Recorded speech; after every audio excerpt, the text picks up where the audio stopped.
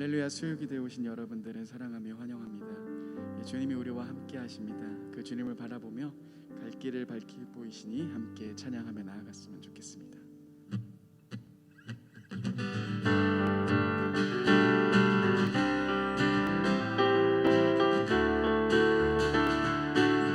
갈 길을 밝히 보이시니 주 앞에 빨리 나갑시다. 우리를 찾는 구주 예수 곧 오라 하시네. 죄악 벗은 우리 영혼에 기뻐 뛰며 주를 보겠네. 하늘에 계신 주 예수를 영원히 섬기리. 우리를 오라 하시는 말 기쁘게 듣고 순종하세. 구주를 믿기 지체 말고 속속히 나가세. 죄악 벗은 우리 영혼이 기뻐 뛰며 주를 보겠네. 하늘에 계신 주 예수를 영원히 섬기리. 주 오늘 여기 계시오니 다 와서 주의 말씀 듣기도 하며 생각하니 참 진리시로다. 죄악 벗은 우리 영혼임 기뻐 뛰며 주를 보겠네. 하늘에 계신 주 예수를 영원히 우리 다시 한번 1절로 찬양하겠습니다. 갈 길을 밝히 보이시니 주 앞에 빨리 나갑시다. 우리를 찾는 구주 예수 곧 오라 하시네. 죄악 벗은 우리 영혼임 기뻐 뛰며 주를 보겠네. 하늘에 계신 주 예수를 영원히 섬기리. 우리를 오라 하시는 말 기쁘게 듣고 순종하세.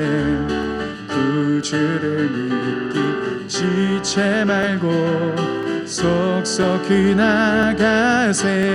아멘. 죄악 벗은 우리 영혼에 기뻐 뛰며 주를 보겠네. 하늘에 계신 주 예수를 영원히 섬기리. 주 오늘 여기 계시오니 다 와서 주의 말씀 듣기도 하며 생각하니 참 진리시로다. 아멘. 죄악 벗은 우리 영혼에 기뻐 뛰며 주를 보겠네.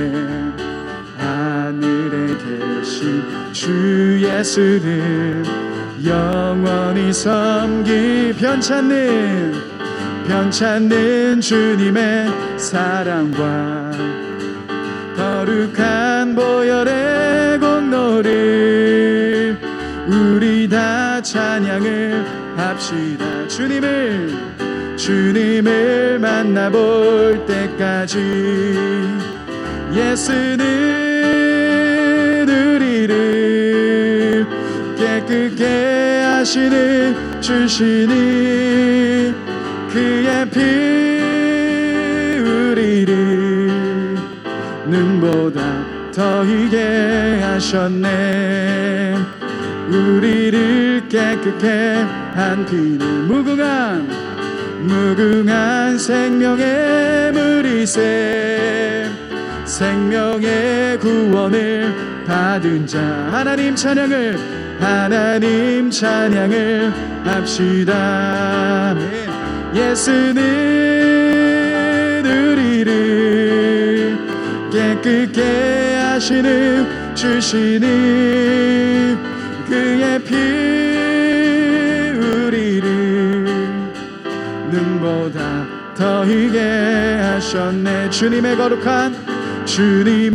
거룩한 보혈을 날마다 입으로 간증해 담대히 싸우며 나가세 천국에 들어갈 때까지 예수는 우리를 깨끗게 하시는 주시는 그의 피 우리를 눈보다 더 희게 하셔 예수는 우리를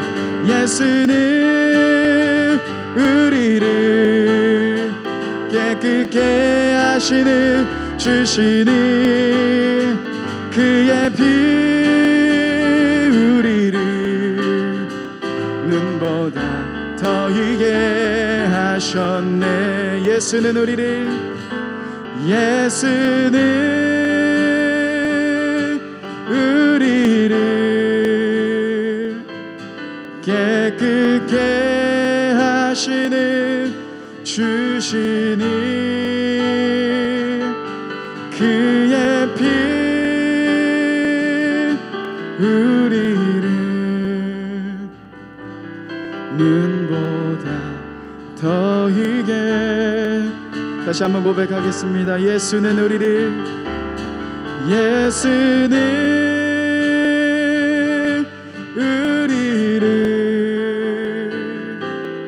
깨끗게 하시는 주시니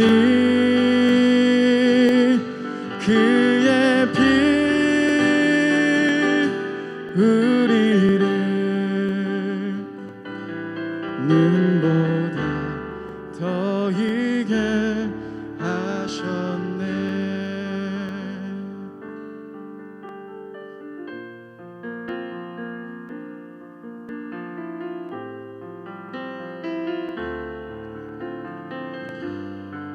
우리 함께 찬양하십시다. 완전하신 나의 주 완전하신 나의 주 의의 길로 날 인도하소서 행하신 모든 일 주님의 영광 다 경배합니다. 예배합니다.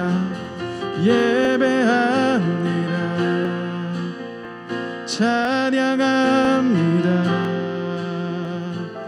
주님만 날 다스리소서. 예배합니다. 찬양합니다. 주님 홀로 높임 받으소서. 완전하신 나의 주 완전하신 나의 주 의의 길로 날 인도하소서. 행하신 모든 일 주님의 영광 다 경배합니다. 다 경배합니다. 예배합니다.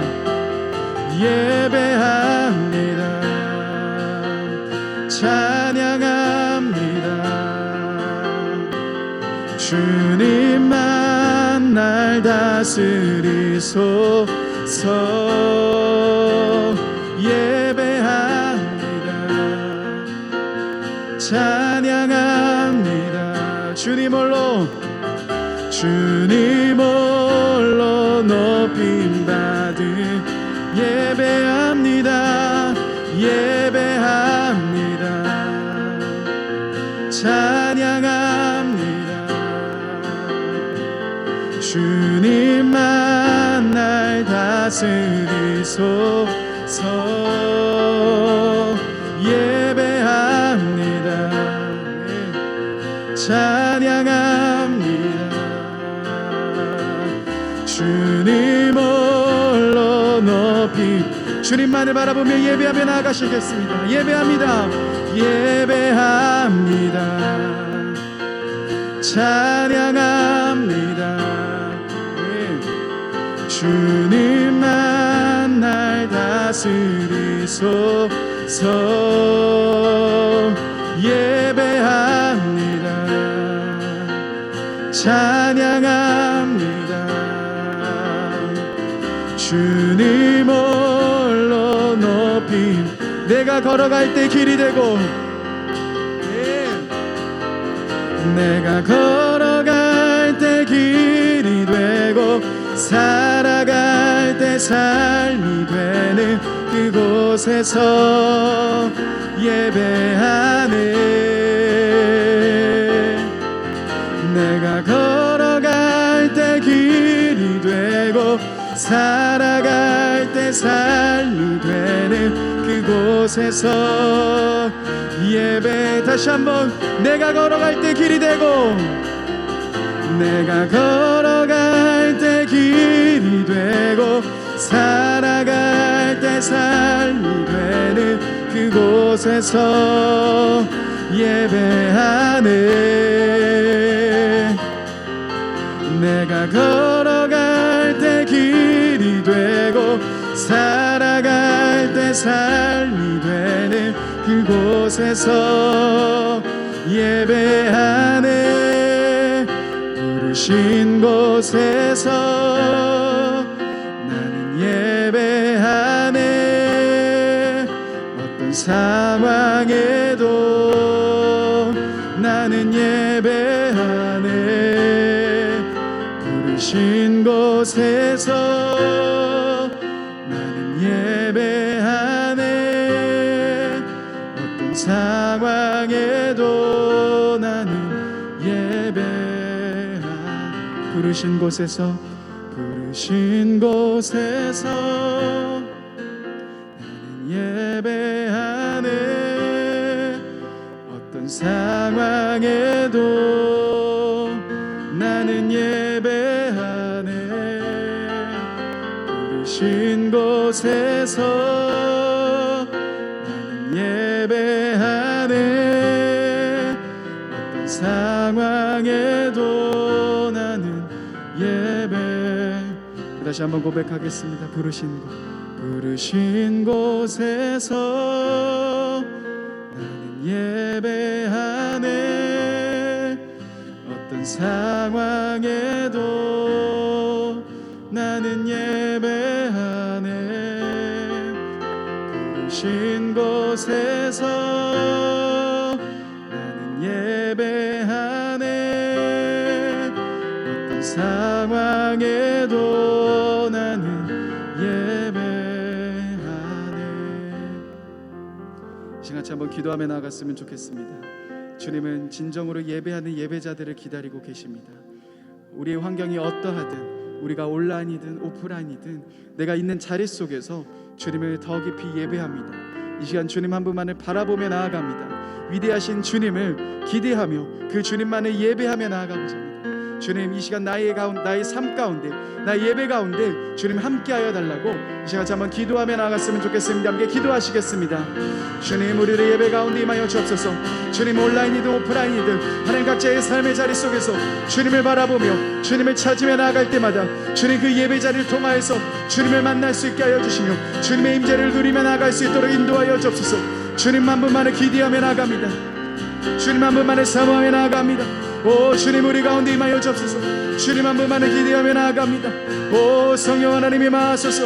오 주님 임하여 주옵소서. 우리들 예배 가운데 찾아와 주시고 주님을 더 깊이 만날 수 있는 귀한 예배 시간이 될 수 있도록 인도하여 주옵소서. 우리의 모든 삶을 드리며 나아갑니다.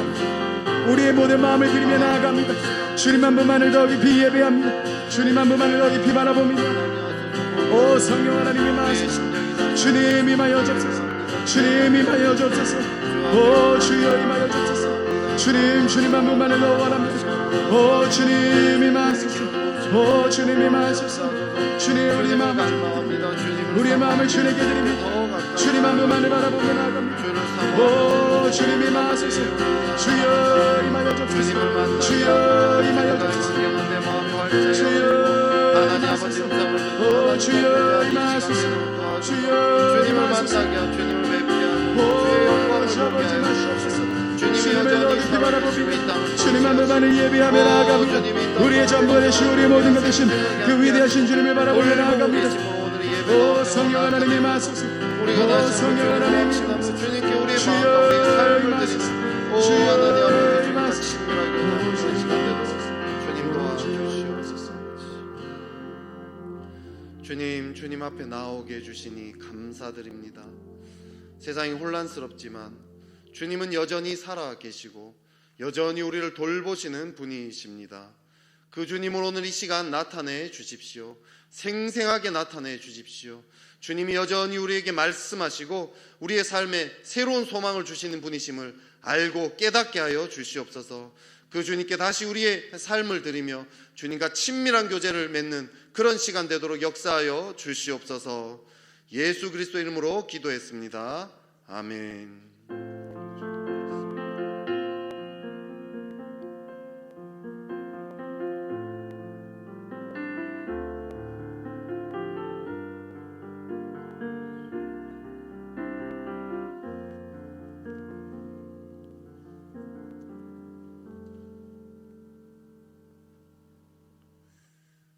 학가다 말씀 우리 같이 3번 읊조리도록 하겠습니다. 여호수아 1장 9절 말씀. 내가 내게 명령한 것이 아니냐. 강하고 담대하라. 두려워하지 말며 놀라지 말라. 내가 어디로 가든지 내 하나님 여호와가 너와 함께 하느니라 하시니라. 여호수아 1장 9절 말씀. 여호수아 1장 9절 말씀. 내가 내게 명령한 것이 아니냐. 강하고 담대하라. 두려워하지 말며 놀라지 말라. 내가 어디로 가든지 내 하나님 여호와가 너와 함께 하느니라 하시니라. 여호수아 1장 9절 말씀. 여호수아 1장 9절 말씀. 내가 내게 명령한 것이 아니냐. 강하고 담대하라. 두려워하지 말며 놀라지 말라.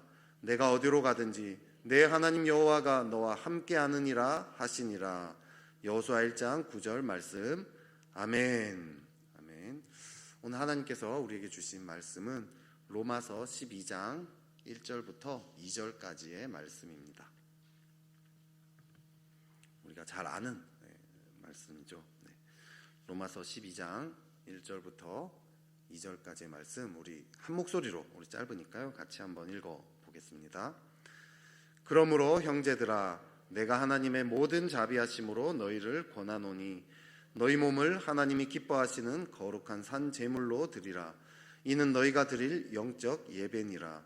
너희는 이 세대를 본받지 말고 오직 마음을 새롭게 함으로 변화를 받아 하나님의 선하시고 기뻐하시고 온전하신 뜻이 무엇인지 분별하도록 하라. 아멘. 네. 오늘 이 본문은 이제 12장으로 넘어와서요. 이제 드디어 11장까지 교리 파트가 지나갔다면 12장부터는 이제 실천 사항에 대해서 이야기를 하고 있습니다. 근데 이제 이 실천 사항을 이야기하면서 제일 처음으로 나오는 단어가 그러므로이죠. 그러므로는 이 앞의 내용과 뒤의 내용을 연결시켜주는 이 접속사입니다. 앞의 내용이 어떤 내용이었죠? 하나님의 은혜로 인해 우리가 믿음으로 말미암아 의롭게 되었다. 이제 그 교리를 쭉 설명을 했습니다. 그래서 12장부터는 이제 그 교리를 구체적으로 어떻게 살아야 하는가를 이야기를 하는데 그 이야기의 핵심이 뭔가 했을 때 보니까 12장부터 내용은 이 관계에 대한 이야기를 쭉 하고 있습니다. 하나님과의 관계, 또 뭐 교회 내에서 성도들 사이의 관계, 또 세상 사람들과 관계, 또 세상의 권세, 또 국가, 권력 뭐 이런 것과 관계, 뭐 이런 것들을 쭉 이제 12장부터 쭉 이야기를 합니다. 그런데 그 이야기의 출발점이 무엇입니까? 오늘 1절, 2절이 누구와의 관계를 얘기하고 있습니까? 하나님과의 관계를 이야기하고 있습니다. 3절부터 보시면요, 교회 내에서 이제 관계들, 성도들 간의 어떤 관계들을 이야기하고요, 14절부터 21절까지는요 또 세상 사람들과의 관계들을 또 이야기합니다. 13장에 들어가면 이제 국가 권세, 권력들, 그런 관계, 그들과 어떤 관계를 맺을 것인가, 뭐 이런 이야기들을 계속 다양한 관계들을 쭉 이야기하는데요, 결국 그 모든 관계의 출발점이 하나님과의 관계다라는 것을 보여주고 있습니다. 우리 인생의 고민의 핵심은 무엇이요? 우리 인생의 고민을 다 살펴보면 결국 이 관계에 대한 고민이라는 걸 알 수 있습니다. 근데 이 관계에 대한 이 고민, 관계는 다른 관계로 풀려 해서는 사실 풀어지지 않는다는 거죠. 인간관계 중에서 제일 이 신뢰할 만한 기초적인 관계가 어떤 관계죠? 가족 관계 아니겠습니까? 그죠? 근데 가족 관계도 완전하지 않습니다. 많은 가정이 깨어져 있습니다. 가장 신뢰할 만한 인간관계인 가족 관계도 안정적이지 않다는 거죠. 불안정합니다. 왜냐? 사람이나 세상은 계속해서 변하기 때문이죠. 하지만 하나님 사랑은 변치 않습니다. 하나님은 내가 심지어 그 하나님의 손을 놓아도 하나님은 우리의 손을 계속 붙잡고 있다고 하잖아요. 그렇죠? 그게 사실입니다. 그래서 우리 관계의 기초는 하나님과의 관계가 되어야 한다는 거죠. 이 관계에서 출발을 해야 합니다. 그래야지 다른 관계들도 제자리를 잡아갈 수 있다는 거죠. 이것이 가장 핵심입니다. 여러분, 밑 빠진 독에 물 붓기라는 속담이 있습니다. 이 바닥에 구멍이 난 항아리에 물을 아무리 넣어도 다 이렇게 물은 쏟아지게 마련인 거죠. 이 항아리, 밑 빠진 독을 물을 채우려면 어떻게 해야 되죠? 옛날에 그 영화 달마에 놀자, 스님들이 나온 거라 좀 그렇긴 한데, 거기 보면 어떻게 하죠? 이 항아리 자체를 아예 이 샘에다 이렇게 넣어버리잖아요. 그렇죠? 항아리 자체를 물 속에다 넣어버립니다. 사람의 마음은 이렇게 깨진 항아리, 밑 빠진 독이죠. 하나님 사랑의 물 속에 완전히 담기지 않고서는 아무리 발버둥을 쳐도 결국은 비어지게 마련인 거죠. 많은 사람들이요, 다른 사람들에게 사랑을 받으려고 하고요, 인정을 받으려고 합니다. 이 관계에 고민이 많습니다. 사람에게 상처받았다고 막 속상하다고 막 찾아옵니다. 인간관계에 정말 많은 시간과 에너지를 쏟는다는 거죠. 근데 정작 이 모든 것을 풀어갈 수 있는 이 하나님과의 관계에는 별로 애쓰지 않는다는 거죠. 항아리에 막 물을 넣으려고 막 쏟아 부으려고 막 계속해서 발버둥을 칩니다. 시간과 에너지를 그렇게 투자를 하는 거죠. 가끔 엄청난 노력을 하면 좀 이렇게 물이 찬 것 같은 느낌이 들 때도 가끔 있어요. 하지만 결국은 비어지게 마련이라는 거죠. 결혼 후에 이제 저 신혼 초에요, 저도 참 아내랑 참 많이 다퉜어요. 제가 이렇게 가끔씩 설교 때 제가 어둡게 자랐다는 이야기들 많이 하지 않습니까? 제 안에 이렇게 가시가 아주 많습니다.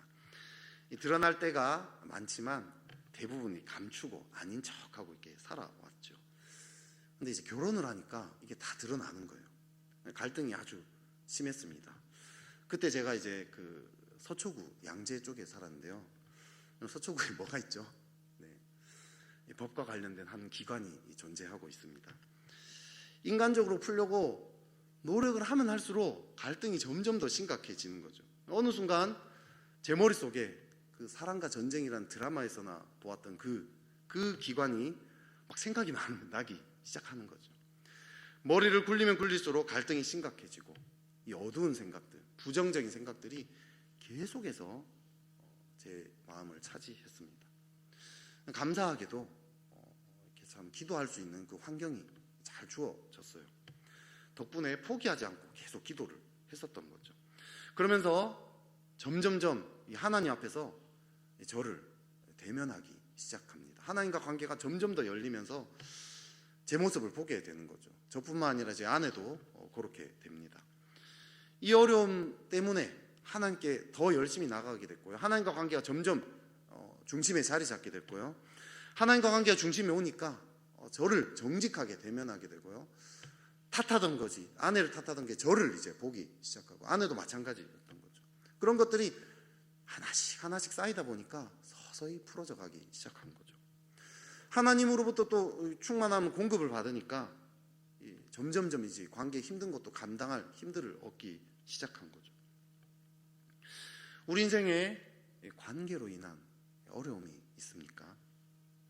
그럴 때 우리는요, 제일 먼저 이걸 돌아봐야 합니다. 하나님과의 관계가 중심에 자리 잡고 있는가? 지금 이 어려운 관계 자체에 나는 몰두되어 있는 건 아닌가? 내 인간적인 머리로만 풀려고 하고 있는 건 아닌가? 안 되니까 그냥 낙심한 채, 자포자기한 채, 에라 될 대로 되라 하면서 그냥 그렇게 살아가고 있는 건 아닌가? 이런 걸 잘 돌아봐야 한다는 거죠. 하지만 아무리 어려운 상황이라도요, 하나님과의 관계가 중심에 오면요, 우리의 관계는요 점점점 제자리를 잡아가게 마련입니다. 그렇게 될 수밖에 없어요.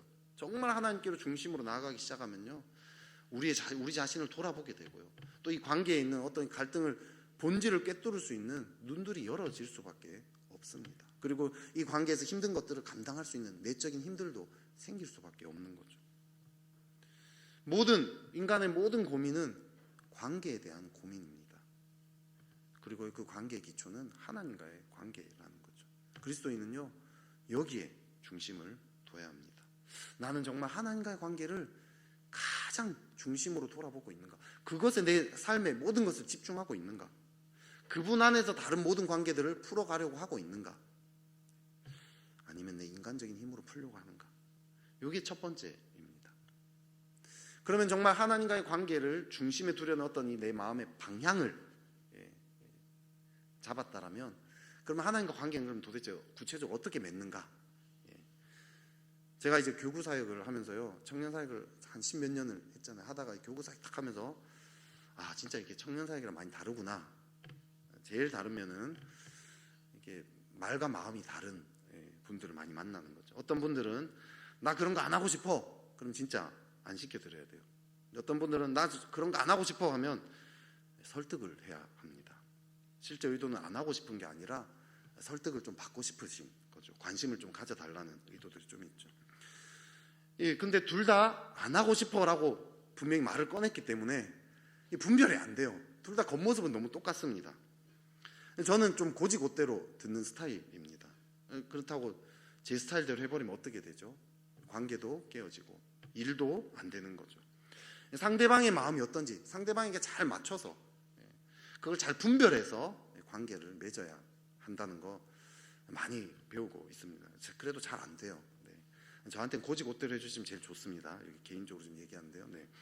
아무튼 이게 관계를 잘 맺는 중요한 비결인 거죠.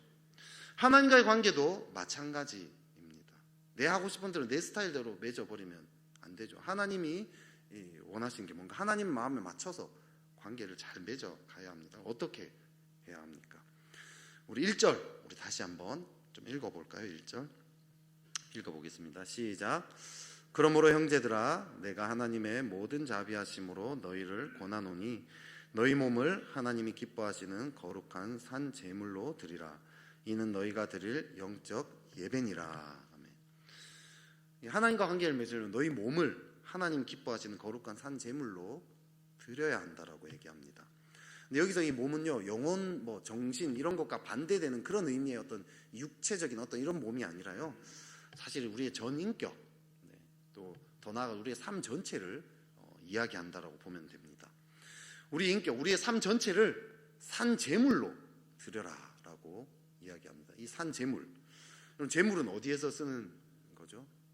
제사에서 쓰는 거 아닙니까? 제사에서 제물은 결국은 어떻게 되죠? 죽게 되죠. 그래서 이 제물은요, 제사에 드릴 때는요, 산 제물 어떻게 가장 귀하고 흠이 없는 가장 좋은 것으로, 그리고 이것이 죽임을 당하게 됩니다. 드리란 말은요, 결국 우리의 삶 전체, 우리의 인격 전체를 완전히 전부를 가장 귀한 것으로, 가장 좋은 것으로 이렇게 완전히 다 드리라. 이것들을 상징한다라고 보면 됩니다. 하나님께 우리의 삶 전체를 다 바쳐야 하나님과 관계가 맺어질 수 있다는 거죠. 여러분, 이걸 다른 말로 하면 어떻게 표현하죠?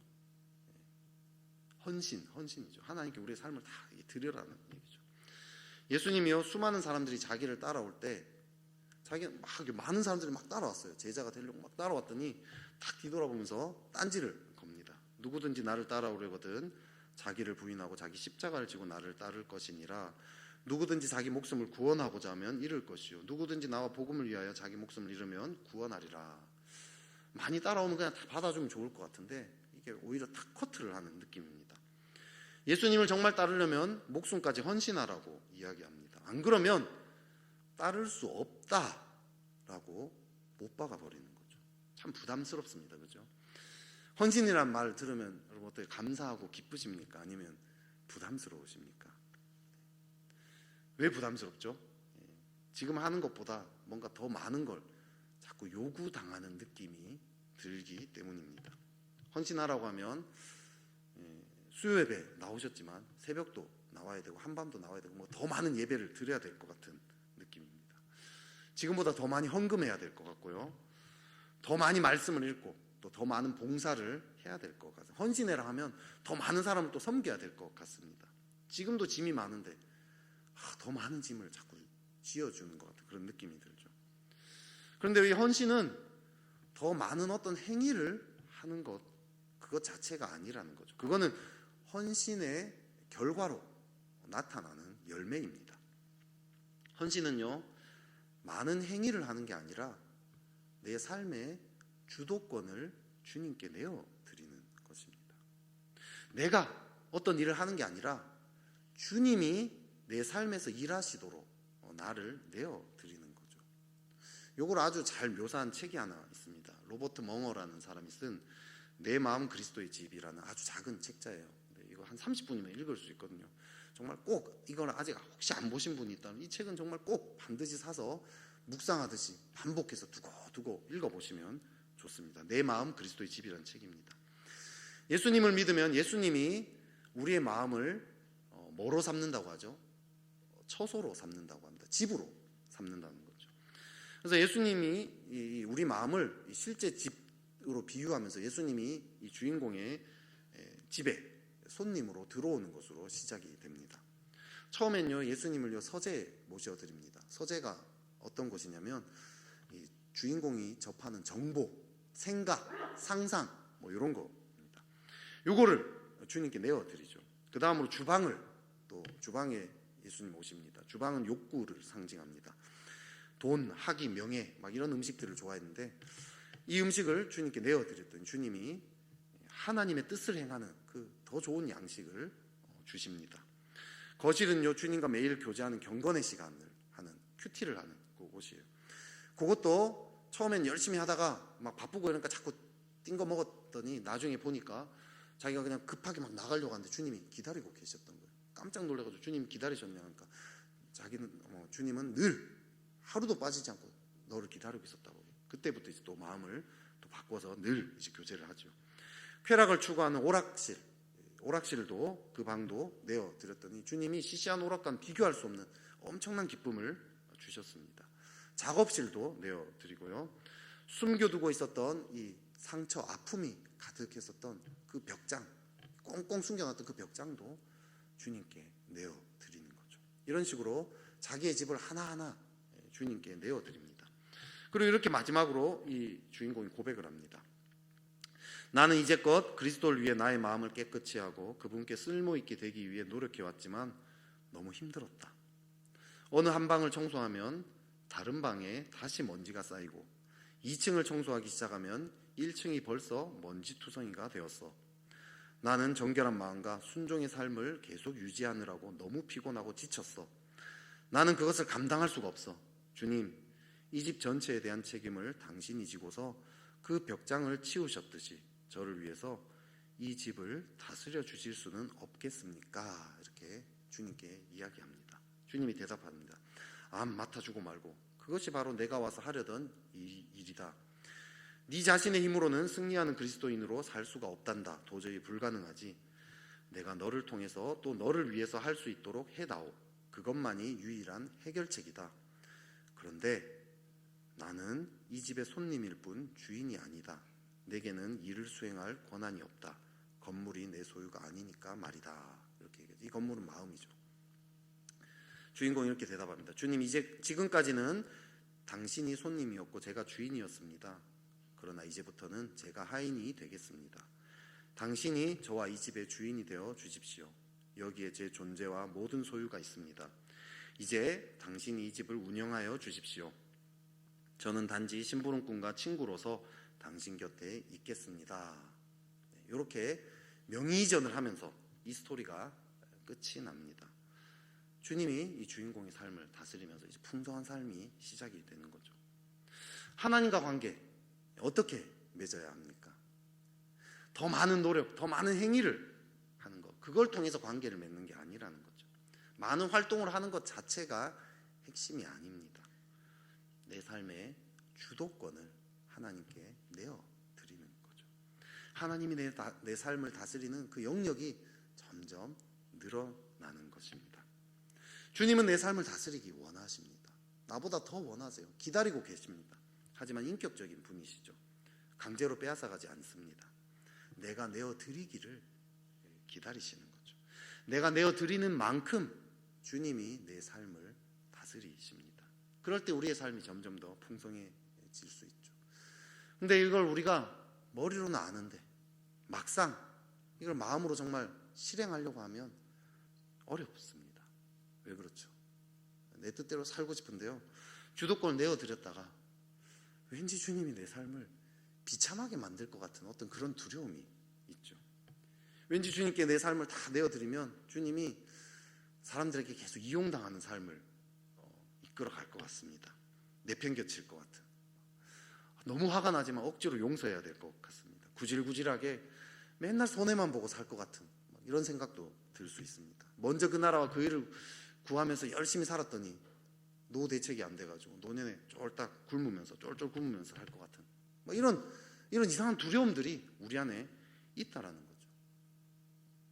이 두려움은요, 우리를 괴롭히는 아주 큰 현실입니다. 어떻게 해야 하겠습니까? 그렇기 때문에 우리가 헌신하기 위해서 또 한 가지 기억해야 될 게 있습니다. 우리 1절을 다시 한 번 더 읽어 보겠습니다. 시작. 그러므로 형제들아, 내가 하나님의 모든 자비하심으로 너희를 권하노니 너희 몸을 하나님이 기뻐하시는 거룩한 산 제물로 드리라. 이는 너희가 드릴 영적 예배니라. 산 제물로 드리라고 권하기 이전에 바울이 하는 말이 있습니다. 무엇으로 권하고 있죠? 하나님의 모든 자비하심으로 권한다라고 얘기합니다. 11장까지 하나님의 이 자비하심을 계속 우리는 보았습니다. 그렇죠? 하나님의 그 자비하심이 보았더니 공짜가 아니었어요. 그걸 하나님이 그 자비를 나타내기 위해서 자신의 아들을 십자가에서 죽이는 엄청난 대가를 치렀다는 걸 우리는 알게 되었습니다. 우리에게는 자비하시기 위해서 아들에게는 저주를 퍼부으셨던 거죠. 바울은요, 이 산제물로 드리라고 하면서 이것이 너희가 드릴 영적인 예배라고 했는데요, 이 영적이라는 말은요, 우리에게 얘기하는 어떤 영적 정신 이런 비슷한 그런 게 아니라요, 헬라어 원어로 보면 합당한이라는 뜻이 있습니다. 하나님이 베푸신 이 자비를 볼 때 우리가 우리의 전부를 헌신하는 것, 우리를 산제물로 드리는 것은 합당하다, 논리적으로 합당한 그런 합리적인 반응이다라는 뜻입니다. 왜 그렇습니까? 하나님이 우리를 위해서 모든 것을 내어주셨기 때문입니다. 그분은 어떤 분이시죠? 온 우주 만물의 창조주 아니십니까? 우리를 말씀으로 지으신 분 아니에요? 우리의 창조주가 되십니다. 지금도 이 땅을 다스리시는 그런 위대한 분이세요. 그런 분이 우리를 위해서 이 모든 것을 다 쏟아 부으셨다는 거죠. 그러면 우리가 그분께 우리의 삶을 다 바치는 게, 그 자비하심을 보았다면 참 바치는 게 당연하지 않겠습니까?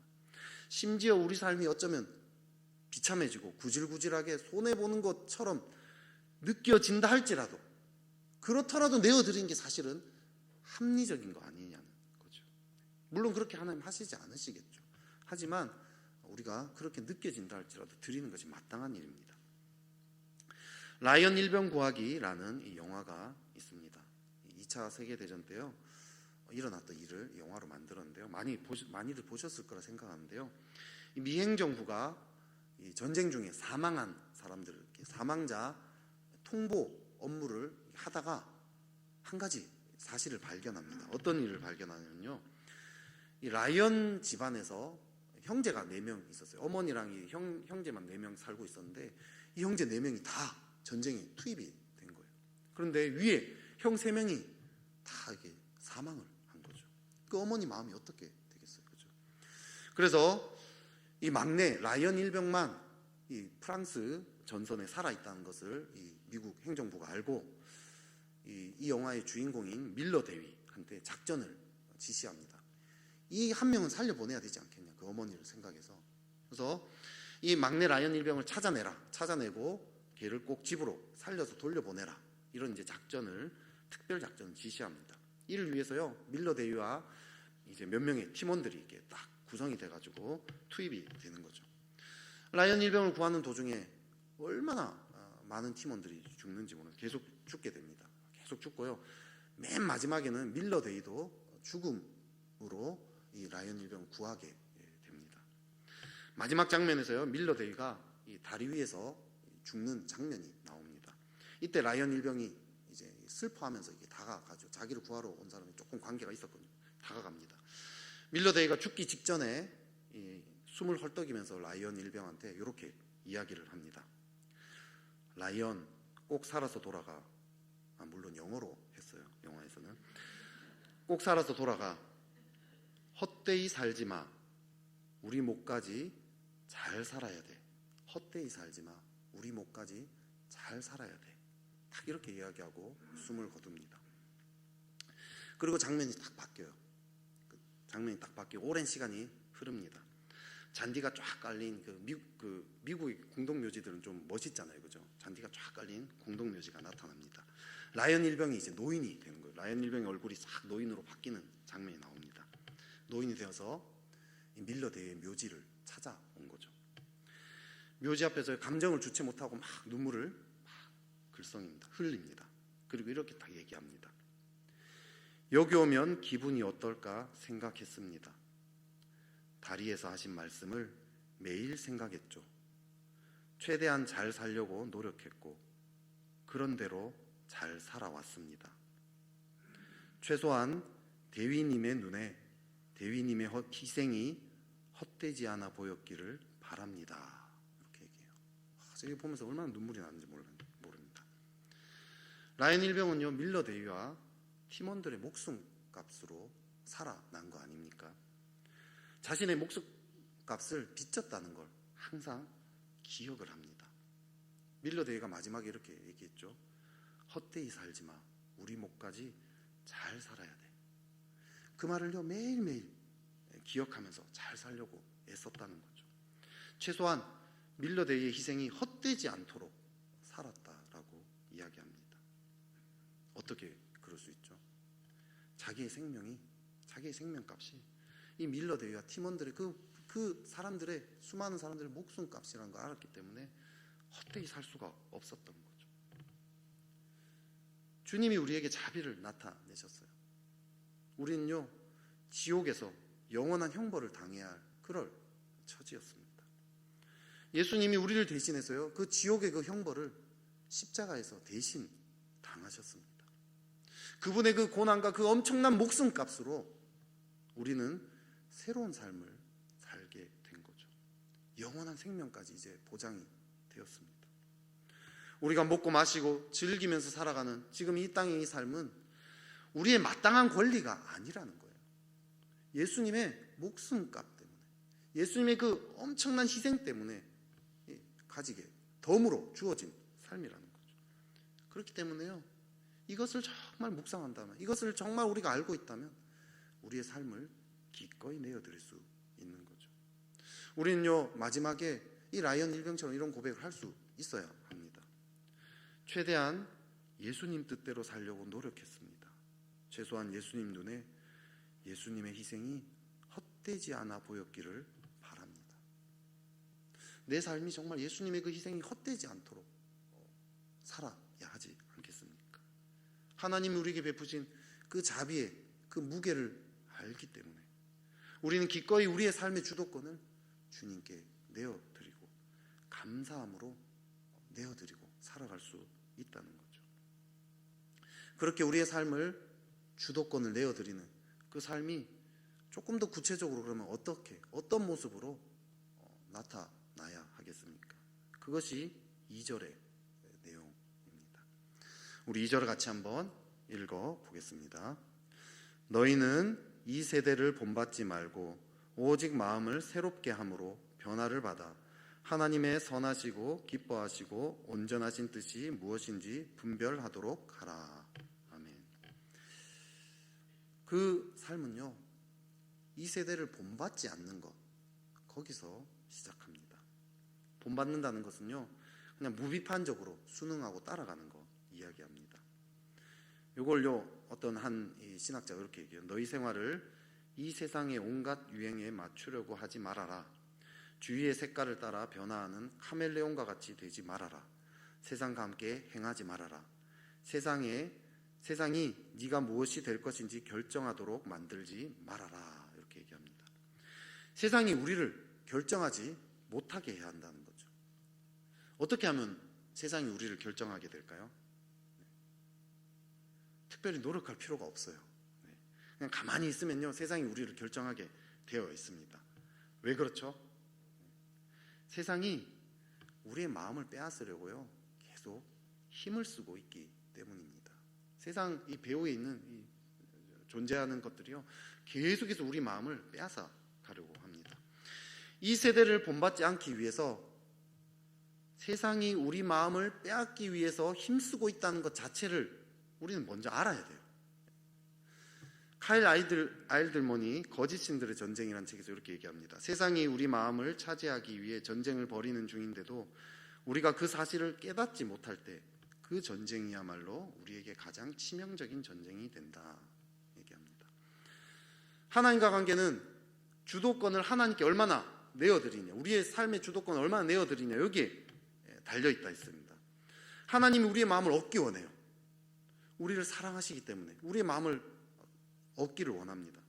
근데 문제는 우리 마음을 세상이 차지해버린다는 거죠. 그러면 하나님이 차지할 수 없습니다. 문제는 세상이 우리 마음을 차지했는데도 그런지조차도 모르고 살아간다는 거죠. 그러니까 하나님께 드리겠습니다 말은 하지만 실제로 드려지는 삶을 살지 못합니다. 우리의 마음은 반드시 뭔가로 채워져 있게 마련입니다. 우리의 마음은 절대로 공백이 존재하지 않습니다. 하나님으로 채워지지 않으면 뭔가 다른 것으로 채워지기 마련입니다. 이걸 깨닫고 여기서 벗어나는 것, 이것이 하나님과의 관계의 출발점인 거죠. 이 수련회 같은 데 가면요, 하나님을 만나고자 발버둥 치는 아이들을 많이 만납니다. 첫날 이제 수련회 집회 첫날 저녁에 가면요, 막 얘들이 막 엄청나게 하나님 찾고 구합니다. 눈물을 막 기도하면서 막 눈물 흘리는, 평소에 제가 저랬나 싶은 그런 애들이 있습니다. 수련회 오기 전까지 제 멋대로 살았거든요. 근데 이 수련회를 계기로 난 다시 한번 내 삶을 한번 터닝 포인트를 만들자, 막 이런 마음으로 다가오는 거죠. 하나님께로 나아가겠다라고 마음의 방향을 바꿔먹은 아이들입니다. 마음의 태도가 바뀌죠. 마음의 방향이 바뀐 것 자체에서 하나님의 임재가 있습니다. 그동안 못 느끼던 그 하나님의 임재를 조금씩 느끼게 되는 거죠. 감동이 되는 거죠. 그러면 그 다음 날부터 막 은혜가 쏟아져야 되는데 이상하게 그 다음 날부터 마음이 답답해지기 시작합니다. 이제 마음의 방향을 바꿨으니까 은혜가 마음껏 임해야 될 것 같은데 이상하게 첫날보다 더 마음이 어렵습니다. 왜 그렇죠? 마음의 방향은 바꿨고 태도는 바꿨지만 실제 그 아이의 마음을 차지하고 있는 세상의 것들은 아직 놓지 못한 상태이기 때문입니다. 선교단체에서요, 누가 봐도 모범생인 한 자매가 있었습니다. 근데 이 자매가 하나님을 만나지 못합니다. 4일째 되는 날 깨닫게 됩니다. 성공에 대한 야망, 이 성공해서 사람들에게 인정받겠다라는 어떤 동기로 자기 인생을 살아왔다는 걸 깨닫게 되죠. 자기 마음에 그 성공에 대한 어떤 인정에 대한, 사람 인정에 대한 이게 가득했다는 걸 깨닫게 됩니다. 신앙생활을 그렇게 모범적으로 해온 것도, 그것도 하나님 사랑해서가 아니라 사실은 사람들에게 인정받기 위해서였구나 하는 걸 깨닫습니다. 그러면서요, 자기 삶이 얼마나 참 긴장되면서 살았는지, 사람들 눈에 어떻게 보일지 항상 불안불안해하면서 살아왔다는 거. 사람들을 속이고, 다른 사람들을 속이고, 또 자기 자신의 마음도 속이면서 그렇게 살아왔다는 것을 이 아이가 깨닫기 시작합니다. 그런 삶이요, 가끔씩 짜릿한 만족감을 줄 때도 있었지만 그 만족은 잠시뿐이었고, 자기가 얼마나 불안과 공허한 가운데 살아왔는지 그전엔 몰랐는데 그게 깨달아진 거죠. 자기 마음의 그 불안과 긴장, 그로 인해서 마음의 평화 없이 살아왔다라는 거, 정말 마음의 평안이 없이 살아왔다라는 거, 그것을 깊이 깨닫게 됩니다. 근데 하나님이요, 사람들의 인정이 줄 수 없는 만족감을, 참된 만족을 주겠다라는 마음을 주십니다. 이 아이는 수련회에서요 계속 말씀을 들었어요. 3일 4일 동안 말씀을 들어왔죠. 기도했던 것들이 이 마음에 점점 힘을 실어줍니다. 더 이상 이렇게 살고 싶지 않습니다. 하나님께 마음을 드리고 싶어집니다. 회개하기 시작하는 거죠. 사람들의 인정에 마음을 두었던 거, 주님 이제 회개합니다. 사람들의 인정을 추구했던 거, 성공, 주님 이런 것들을, 주님 제 마음에서, 제 마음을 가득 채운 거 이제 내려놓습니다. 제 마음의 주인은 주님이십니다. 주님이 저를 다스려 주십시오. 말할 수 없는 평화가 임하기 시작하는 거죠. 더 이상 사람들에게 인정받고자 불안하지 않습니다. 어떤 친구는요, 3일째 된 날 상담을 하다가 자기 마음속에 그 이모에 대한 미움이 막 얼마나 컸는지 그걸 깨닫게 됩니다. 미움이 자기의 삶을 이끌어가는 동력이었구나, 원동력이었구나. 자기가 성공해가지고 이모한테 복수하리라, 이게 그거였구나. 근데 그 마음으로 인해서 스스로 얼마나 상처를 계속 받고 살아왔는지를 깨닫습니다. 미움을 포기하고요, 예수님을 마음에 모셔드리는 기도를 합니다. 어떤 친구는요, 말씀과 기도회를 이렇게 들으면서 군대를 가려고 했던 자기의 계획을 수정해야겠다는 생각이 듭니다. 보통 이제 그 선교단체 수련회가 이렇게 1학년 말에도 많이 가잖아요. 1학년 끝나면 보통 군대를 많이 가지 않습니까? 이 수련회를 마지막으로 나는 군대에 가서 나의 힘들었던 그 모든 삶을 좀 도피해버리고 싶다, 이런 마음이었어요. 근데 주님이 자꾸 군대 가지 말라는 것처럼 느껴지는 거죠. 처음에는 자기 계획이 있으니까 계속 버텼습니다. 근데 점점 마음이 답답해집니다. 다른 친구들은 다 은혜 받는데 자기는 마음이 계속 괴롭습니다. 결국 하나님께 군대 갔냐 마느냐, 이 문제도 하나님께 다 맡기게 됩니다. 맡기는 기도를 드리다 보니까요, 군대 자체를 내려놓는 거, 이게 문제가 아닌 걸 알게 됩니다. 군대를 도피처로 삼았던 거, 이게 문제였던 거죠. 왜 군대를 도피처로 삼으려고 했습니까? 이 친구는요, 가정 상황이 너무 어려웠어요. 그리고 그와 함께 자기의 삶도 너무 무기력하게 정말 늘 게임과 막 이런 것들에 막 사로잡혀 있었던 거죠. 군대 다녀와서 나 새롭게 다시 시작할 거야, 이런 마음으로 도피를 하려고 했습니다. 이것이요, 이 지체의 마음을 사로잡고 있었던 거죠. 세상적인 방법으로 이걸 해결하려고 했어요. 군대 가서 그냥 해결하려고 했지만 하나님은 이 지체의 마음을 받으시기 원하셨던 거죠. 근원적인 것에서부터 풀어가기 원하셨습니다. 가정의 문제, 자신의 그 무너진 삶의 문제를 두고 하나님께 기도하기 시작합니다. 더 이상 도피하지 않겠습니다. 주님, 이 문제를 하나님 앞에 씨름하겠습니다. 씨름하기로 결단하고요, 쭉 기도를 합니다. 그렇게 수련회 끝난 후에도 이 친구는 계속 기도를 했어요. 그리고 얼마 후에 군대를 가요. 이제는 도피 때문이 아니라 하나님 주신 평안 가운데서 군대를 가게 되었습니다. 세상의 것들은요, 우리도 모르는 사이에 우리 마음을 차지하고 있습니다. 돈, 성공, 권력, 쾌락, 명예, 상한 마음, 미움, 이런 것들이요, 우리 다 세상 것들 아닙니까? 하나님 아닌 이런 것들이 우리 마음을 차지하고 있어요. 이것을 먼저 깨닫는 거, 세상 것들이 지금 내 마음을 차지하고 있구나. 그리고 그 다음에 그것을 내려놓는 거죠. 마음을 새롭게 해야 합니다. 마음을 새롭게 해야 할 때, 그러면 이제 어떤 일이 벌어집니까? 오늘 본문에서요, 하나님의 선하시고 기뻐하시고 온전하신 뜻이 무엇인지 분별하도록 하라. 마음을 새롭게 하면요, 하나님의 뜻이 무엇인지 분별하게 된다는 거죠. 우리 인생을 향한 하나님 뜻 알고 싶잖아요. 내 인생 정말 어떻게 살아야 될지 우리는 늘 궁금합니다. 내가 앞으로 남은 이 인생 어떻게 살아가야 될지. 이 세상 것들을 내려놓고 마음을 새롭게 할 때 하나님의 뜻이 분별이 되는 거죠. 이거 하나도 안 내려놓고 하나님 알려주세요 아무리 해도 우린 분별이 안 됩니다. 우리 마음에 욕심과 탐욕, 세상 것들이 가득하니까 하나님 뭘 원하시는지 모르는 거죠. 내 마음이 항상 이쪽으로 가 있는데 하나님 이쪽으로 말씀하시는데 내 마음이 이쪽으로 가 있으니까 알 수가 없는 거죠. 하지만 이 마음을 새롭게 할 때 우리는 그걸 알 수 있습니다. 2012년에 신대원 졸업할 때 어느 교회 가야 될지 진짜 고민이 많았습니다. 그때 이제 청년부 사역을 마음껏 할 수 있는 데다가 사택까지 제공을 하겠다고 하면서 이렇게 대구에서 한 교회가 콜이 들어왔어요. 한참 기도하고 있던 중이라서요, 야, 이거 하나님 인도구나 단순하게 생각했어요. 가겠다고 했습니다. 근데 며칠 후에 기도하는데 제 마음의 동기가 드러나는 거죠. 정직하게 보니까 돈, 안정 이런 게 제 선택 동기인 거죠. 그때 신대원 3학년 졸업하는 그 시기 8월에 로이가 태어났어요. 셋째. 아이가 3명입니다. 먹고 살 것에 대한 염려와 두려움들이 얼마나 또 가장으로서 들지 않겠습니까? 근데 사택을 제공한다는 거죠. 그 사역자가 제 염려를 해소해 줄 것 같았습니다. 염려와 두려움을 내려놓으면요, 참 기도에 씨름이 있었습니다. 한참을 그렇게 그때요, 그게 깨달아지면서 얼마나 기도 많이 했는지 모릅니다. 그렇게 기도하고 났더니 제 안에 의문이 하나 생겼어요. 뭐냐면, 그러면 주님, 저는 어떤 교회를 가야 될까요? 어느 교회를 가야 될까요? 그렇게 기도하다 보니까 또 제 삶이 막 떠오르는 거예요. 그동안 제 사역해왔던 삶이 떠오릅니다. 신대원 다니는 동안 다녔던 제가 섬겼던 또 교회들이 떠오르고요. 그때 거기서 사역을 하면서 내가 정말 목말랐던 게 뭔가, 내 어떤 깊은 영혼의 어떤 이 갈망이 무엇이었나. 그리고 그때 명확하게 알게 되었죠. 주님을 마음껏 추구할 수 있는 교회를 가야 하는구나.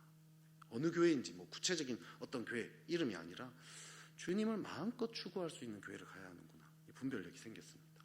하나님의 선하시고 기뻐하시고 온전하신 뜻, 이게 뭔지 명확해졌습니다. 그날 저녁에요, 우연히 안면은 있지만 개인적으로 뭐 서로 막 그렇게 관계를 맺지는 않았던 어떤 전도사님을 만나게 됩니다. 이 전도사님 교회가 하나님 마음껏 추구하는 교회였거든요. 이 교회에서 청년부 사역자를 구한다는 이야기를 듣습니다. 전혀 생각지도 않았던 교회였는데 지원을 하게 되고요. 그래서 결국 그 교회를 가게 됐죠. 그 교회를 갔기 때문에 그 서초에 있는 그 기관을 안 갈 수 있었던 거죠, 어떻게 보면. 그래서 아내와의 관계도 그렇게 풀어갈 수 있었습니다. 하나님과의 관계가 모든 관계의 기초입니다. 그분과의 관계를 잘 맺으려면요, 우리 삶의 주도권을 다 내어드려야 합니다. 헌신, 내어드리는 만큼 그분이 우리의 삶을 다스립니다. 그분이 우리를 위해서 목숨을 내어주셨기 때문에 우리는요, 덤으로 사는 인생인 걸 알기 때문에 우리의 전부를 내어드릴 수 있습니다. 내어드리기 위해서는요, 세상의 것들이 지금 내 마음을 채워져 있구나, 그걸 깨닫고 그걸 포기를 해야 됩니다. 그걸 내어드려야 됩니다. 그러면요, 우리 마음에 분별력이 생깁니다. 내가 인생을 어떻게 살아야 될지, 정말 주님이 원하신 게 뭔가를 알게 되는 거죠. 그것을 따라가게 됩니다. 그래야 주님과 풍성한 삶, 열매 맺는 삶, 승리하는 삶을 살아가게 되는 거죠. 그렇게 살아가는 저와 여러분 되기를 축복합니다. 이 시간 우리 같이 한번 찬양하며 나아갑시다. 우리 아버지 사랑 내가 노래, 우리 주님의 사랑을 이 시간 우리 좀 같이 한번 그 자비하심, 하나님의 모든 자비하심으로 권한다 했는데요, 그 자비하심에 우리의 마음을 한번 초점을 맞춰 봅시다.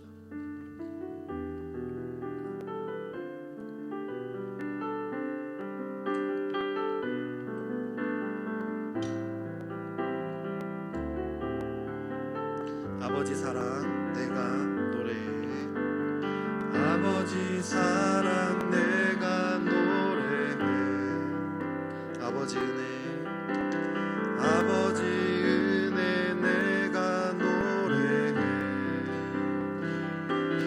그 사랑 변함없으신 거짓 거짓 없으신 성실하신 그 사랑 갈 때 꺾지 않으시는 꺼져가는 등불 끄지 않는 그 사랑 변함없으신 거짓 없으신 성실하신 그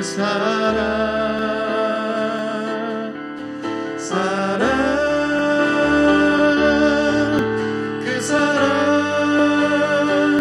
날 위해 죽으신 날 위해 다시 사신 예수 그리스도 다시 오실 그 사랑 죽음도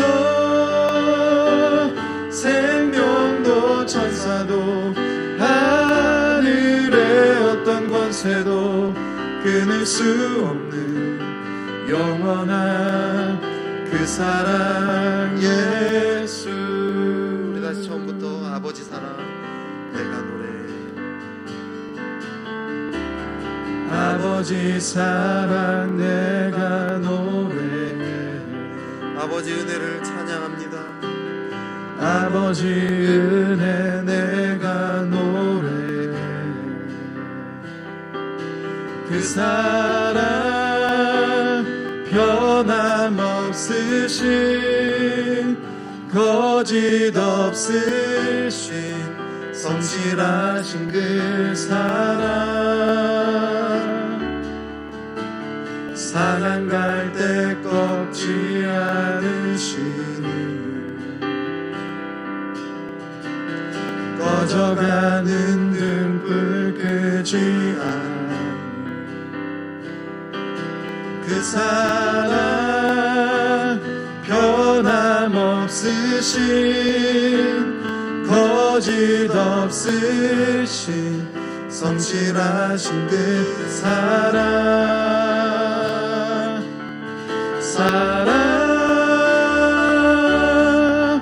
그 사랑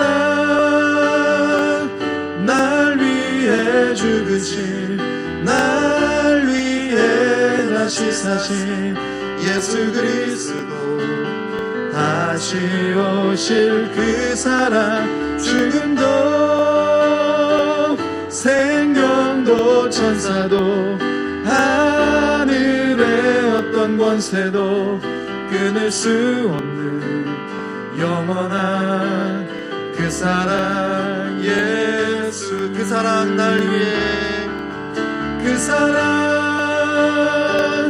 날 위해 죽으신 날 위해 다시 사신 예수 그리스도 다시 오실 그 사랑 죽음도 생명도 천사도 하늘의 어떤 권세도 끊을 수 없는 영원한 그 사랑 예수. 이 시간 우리 먼저 하나님께로 마음의 방향을 드리는 기도를 합시다. 하나님과 관계가 모든 관계의 기초라고 했습니다.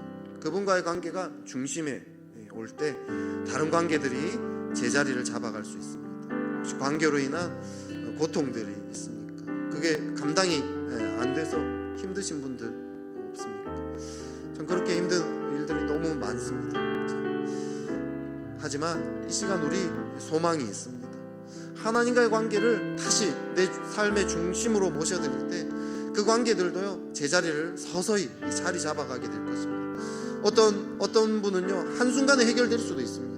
하지만 대부분은 서서히 천천히 회복이 되더라고요. 하나님은요 반드시 회복시켜 주십니다. 반드시 회복시켜 주십니다. 하나님이 풀지 못할 문제는 없습니다. 우리 시간에 또 그 외에도 혹시 하나님 오늘 이 말씀을 듣는 가운데 하나님께 정말 주도권을 내어드리지 못한 어떤 내 영역들이 깨달아지는 부분들이 있다면 이 시간 하나님께로 나아가기 원합니다. 하나님께로 나아갑니다. 하나님을 내 삶의 중심에 두기 원합니다. 그냥 많은 활동을 하는 그런 정도가 아니라 정말 하나님과의 관계를 내 삶의 핵심에 두고 거기에 내 삶을 참 드리기를 원합니다. 주님, 그렇게 할 수 있도록 제 마음을 이 시간 드립니다. 제 마음을 변화시켜 주십시오. 제 안에 하나님 향한 갈망함으로, 갈급함으로 채워 주십시오. 주님을 온 마음으로 갈망하는 자 되게 해주십시오. 주님께로 전심으로 나아간 자 되도록 제 마음에 제 욕구를, 하나님 제 깊은 곳에 있는 욕구를 보게 해주십시오. 주님을 향해 나아가고자 하는 그 갈망함을 알게 해주십시오. 깨닫게 해주십시오. 주님을 갈망합니다. 주님과의 관계를 중심에 두기 원합니다. 같이 기도하겠습니다. 오 하나님 아버지, 그렇습니다. 주님께로 나아가기 원합니다. 주님과의 관계에 다시 한번 이 중심을 드리기 원합니다. 오 주님, 그렇게 주님께 나아가기 원합니다. 오 주님 역사하시고 다시 사신 예수 그리스도 다시 오실 그 사랑, 죽음도 생명도 천사도 하늘의 어떤 권세도 끊을 수 없는 그 사랑, 예수 그 사랑, 그 사랑 날 위해 죽으신, 날 위해 다시 사신 예수 가끔 그리스도 주님을 찾고 구하고 내 필요에 따라 주님께 나아가는 그런 인생이 아니라 오 하나님 아버지, 하나님과의 관계가 내 삶의 중심에 오면 그것이 내 삶의 핵심이 되게 하시고 그것을 중심으로 내 삶이 꾸려지게 하시고 오 하나님 아버지, 그렇게 그 방향으로 마음의 방향을 변화시키며 그렇게 나아갈 수 있도록 오 하나님 아버지 도와주십시오. 오 하나님 아버지, 이 삶을 하나님께 드리고 내 삶의 주도권을 주님께 하나하나 내어드리고 원합니다. 주의 그 자비하신 그 역사하며 나아가기 원합니다. 사랑하는 주님, 나를 위해 목숨까지 내어주신 주님의 그 사랑 가운데 오 하나님 아버지 나아가기 원합니다. 오 주님의 그 사랑 가운데 오 나아가기 원합니다. 주의 그 사랑 가운데 주의 그 임재 안에 오 우리의 삶을 드리며 그렇게 살아가기 원합니다. 오 하나님 아버지, 당신과 동행하기 원합니다. 오 주님 은혜를 베풀어 주시고 오 주님 역사해 주시옵소서. 오 주님 도와주시옵소서. 이 시간 우리 또 같이 기도할 때요, 오늘 내 마음에 주님께 내어드릴 어떤 영역들이 혹시 깨달아진 게 있다면 이 시간 그걸 좀 내어드릴까요? 내 마음에 어떤 서재, 벽장입니까? 오락실입니까? 작업실입니까? 주방입니까? 오늘 말씀을 듣는 가운데 혹시 깨달아진 세상의 것들이 있다면, 세상을 본받고 있는 것들이, 나도 모르게 그렇게 한 것들이 오늘 이 시간 혹시 깨달아졌다면, 주님 말고 내 마음을 뭔가 많이 차지한 부분들이 깨달아졌다면요, 감사한 일입니다. 그건 주님의 은혜입니다. 주님이 가르쳐 주신 거예요. 이제 그거 내려놓고 나와 친밀하게 교제하며 살지 않겠냐. 그것이 내 마음을 만족을 주지 못했을 거예요. 공허하게 했을 거고요. 계속 불안하고 두렵고 긴장하게 오히려 만들었을 것입니다. 하지만 주님은 참된 만족을 주십니다. 참된 기쁨을 주십니다. 평화를 주시는 분이십니다. 이 시간 우리 좀 하나님 앞에 좀 놓아야 할 부분들, 오늘 좀 깨달은 것들이 있다면 그것들을 좀 하나님께 올려드리는, 그것을 내려놓고 세상을 내려놓고 하나님께 제 마음을, 제 삶을 드리기 원합니다. 주님이 제 마음의 주인이십니다. 그 영역도 주님께 주도권을 내어 드립니다. 우리 좀 그렇게 회개하면서 주님께 영역을 내어드리는 기도를 올려드리면 좋겠습니다. 기도하겠습니다.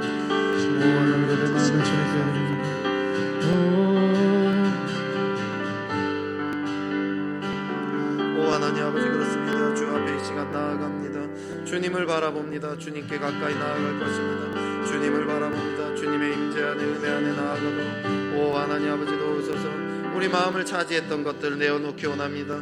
주님을 만나기 원합니다. 주님과의 친밀한 관계 가운데 다시 나아가도록 오 하나님 아버지 도우소서. 성령이여 임하소서, 임하소서. 기름 부으소서, 역사소서. 주님께 우리의 삶을 내어드리기 원합니다. 오 우리가 왕되고 주인되어 온 것들을 주님 내려놓고 주 앞에 나아가기 원합니다. 오 하나님 성령이여 라바라카이어라. 기름 부으소서. 우리가 왕되었고 우리가 주인되어 왔던 것들이 하나님의 은혜로 말미암아 씻겨질 것입니다. 오 하나님의 은혜로 말미암아 깨어질 것입니다. 성령이여 이 시간 임하소서. 우리의 마음이 주께로만 향할 수 있도록 하나님 도우소서. 오 주님, 최소한 예수님 보시기에 오 하나님 예수님의 그 희생이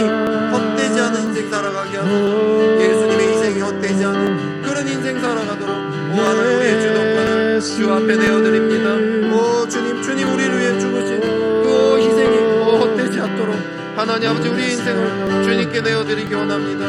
우리 마음대로 우리 원하는 대로 우리가 말한 대로 살아가는 것이 아니라 하나님 아버지 당신께서 우리에게 원하신 대로 당신께 우리의 삶의 주도권을 내어드리기 원합니다. 성령이여 임하소서 임하소서. 하나님 아버지 주님 내가 질을 기는 것들 하나님 아버지 라바라카이어 라바라 내가 추구하는 것들 사람의 인정과 교만한 마음들 허영의 마음들 하나님 아버지 사람의 인정을 명예를 추구하는 마음들 하나님 아버지 버리게 하소서. 돈에 대한 욕심들 돈에 대한 욕심들 포기하지 못하는 마음들 주님 깨뜨리소서 씻어소서. 이 마음을 주 앞에 내어드린다. 제 깊은 곳에서는 돈이 아니라 주님과의 관계를 갈망하고 있습니다. 주님께 더 가까이 나아가기 원하는 내 삶의 이 모든 현장에서 주님을 더 갈망하며 주 앞에 나아가게 하옵소서. 사랑의 하나님 아버지 당신께 우리의 삶 내 삶의 중심을 드리기 원합니다. 성령이여 임하소서 임하소서. 하나님 아버지 당신의 그 기름 부으심 안에 은혜 안에 온전히 설 수 있도록 하나님 아버지 도와주시고 하나님 아버지 역사하소서. 주님 기름 부으소서 임하소서 임하소서. 당신의 그 사랑과 은혜가 하나님 아버지 부어지게 하소서. 주님 역사하소서. 기름 부으소서. 주님 그렇습니다. 주님께 우리의 마음을 내어드립니다. 우리의 삶을 내어드립니다. 주님 다스리소서. 임하소서 다스리소서.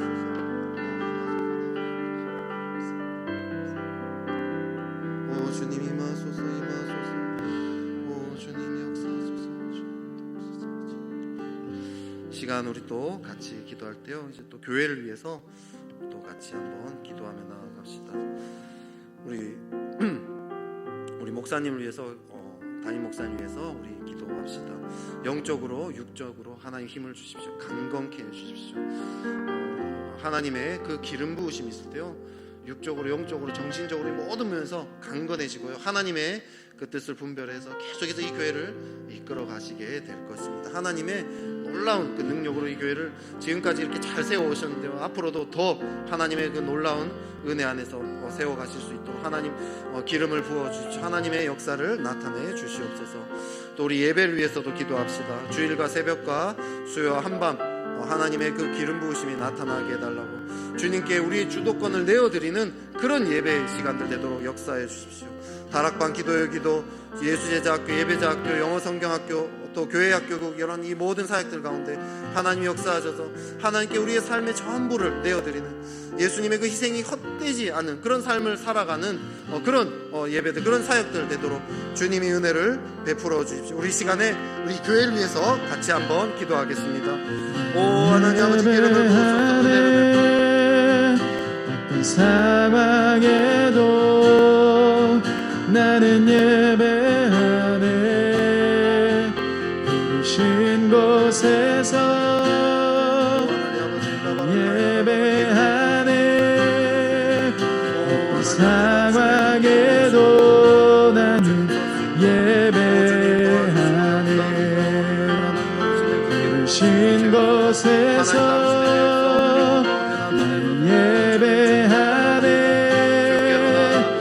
상황에도 나는 예배하네.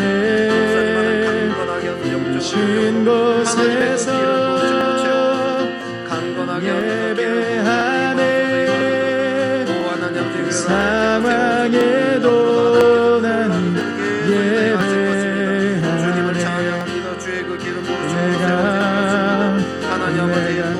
걸어갈 때 길 되고 살아갈 때 삶이 되는 그곳에서 예배하네. 내가 걸어갈 때 길이 되고 살아갈 때 삶이 되는 그곳에서 예배하네. 주신 곳에서 예배하네. 어떤 상황에도 나는 예배하네. 부르신 곳에서 예배하네. 어떤 상황에도 나는 마지막으로 나라와 열방을 위해서 기도합시다. 코로나를 위해서요 계속해서 우리 기도하면 좋겠습니다. 특별히 백신 접종을 위해서 계속 기도하면 좋겠습니다. 또 이제 보궐선거를 앞두고 있습니다. 혼란이 없도록 하나님께서 나라를 지켜주시고 올바른 판단과 정치를 펼쳐나갈 겸손하고 분별력을 가진 이 지도자들이 잘 선출되도록 주님 역사해달라고, 또 이 여론의 흐름이라든지 국민들의 어떤 마음의 흐름, 이런 모든 것들을 주관하시는 그 주님이 역사하셔서 좋은 지도자들이 잘 세워질 수 있도록 은혜 베풀어달라고, 또 우리 교회가 후원하는 우리 선교사님 위해서 선교사님들의 이름을 부르면서 PPT 화면을 보면서요 기도하시면 좋겠습니다. 기도하겠습니다. 오 하나님 아버지, 그렇습니다. 이 나라와 열방 하나님 손에 올려드립니다. 주여 은혜를 베풀어서, 오 하나님 아버지, 코로나로 하나님 아버지 나는 예배하네. 이 나라와 열방을 하나님 붙잡아 주십시오. 백신이 계속 접종되고 있습니다. 잘 접종되어질 수 있도록 하나님 도와주시고 하나님 역사하소서. 하나님 아버지 한국교회와 하나님 하나님 아버지 붙잡아 주셔서 하나님 아버지 코로나를 오히려 하나님께로 가까이 나아가며 하나님을 알게 되는 역사를 나타내소서. 백신이 잘 접종되어지고 잘 전해질 수 있도록 하나님 아버지 면역 체계가 잘 잡혀질 수 있도록 하나님, 그래서 코로나를 극복할 수 있도록 주님 도와주시고 역사하여 주십시오. 하나님 아버지 하나님 붙잡아 주십시오. 하나님 아버지 혼란 없도록 주님이 지켜주시고 하나님 아버지 올바른 지도자들이 잘 선출되어지도록 주님이 도와주시옵소서. 주님 분별력을 주십시오. 국민들에게 분별력을 주시고 국민들의 마음의 흐름들이 잘 흘러가서 좋은 지도자들이 잘 세워질 수 있도록 주님 도와주시고 역사하소서. 우리 인도네시아 윤영호 김경미 선교사님, 탈북자 원하는 캄보디아 이영동 김영훈 몰타냐 중앙아시아 김요셉 김마리아 콩고의 김경수 김따라 캐나다의 최세선 하나님 아버지 이분들 한 사람 한 사람 주님 기억해 주의 그 기름 부으심 안에서 오 하나님 아버지 한 사람 한 사람 잘 세워질 수 있도록 하나님 도우소서. 사역과 하나님 모든 것 가운데 하나님의 그 기름 부으심이 흘러 넘쳐날 수 있도록 주님 도와주시옵소서. 주님 그렇습니다. 주님 우리를 위해서 모든 것을 희생하셨습니다. 그 주님의 희생을 우리가 늘 보게 하시고 묵상하게 하시고 기억하게 하시고 감사함으로 우리의 삶을 내어드리게 하소서. 그리하여 주님이 우리의 삶을 다스림으로 주님과 함께 동행하는 그런 충만한 풍성한 열매 맺는 그런 인생 살아갈 수 있도록 주님 축복하여 주십시오. 우리 마음에 우리도 모른 사이에 들어와 있는 이 세상의 것들을 날마다 깨닫게 해주시고 우리의 마음을 새롭게 함으로 변화를 받게 해주십시오. 그리하여 정말 주님의 그 선하시고 온전하시고 기뻐하시는 그 뜻이 무엇인지 깨달아 분별하여 그 뜻대로 주님과 함께 동행하는 그런 인생 되도록 축복하여 주시옵소서. 예수 그리스도 이름으로 기도드렸습니다. 아멘. 우리 주기도문으로 마치도록 하겠습니다. 하늘에 계신 우리 아버지, 아버지의 이름을 거룩하게 하시며 아버지의 나라가 오게 하시며 아버지의 뜻이 하늘에서와 같이 땅에서도 이루어지게 하소서. 오늘 우리에게 일용할 양식을 주시고 우리가 우리에게 잘못한 사람을 용서하여 준 것 같이 우리 죄를 용서하여 주시고 우리를 시험에 빠지지 않게 하시고 악에서 구하소서. 나라와 권능과 영광이 영원히 아버지의 것입니다. 아멘.